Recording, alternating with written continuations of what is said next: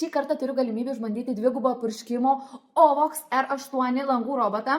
Iš tikrųjų prisiskaičiau, kad jisai ten juda taip, lyg pačios rankos įvalytų, todėl nesimato dryžių. Tai manau, kad tikrinam ir aš jums parodysiu, kaip viskas veikia.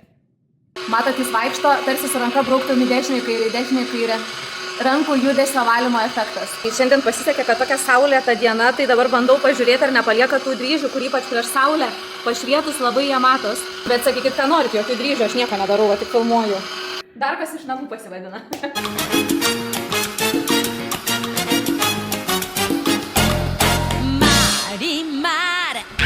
Žinokit, atradau geriausią kampelį, kur labiausiai matos nešvarumai. Kol robotas baigė darbus visus iki dugno, matot, jau ir vakarėt pradėjo.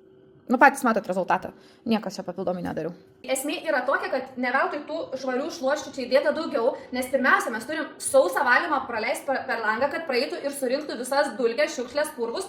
Tai esmė tokia, kad šiaip 2 kartus reikia paleisti per tą patį langą, kad būtų maksimalus rezultatas.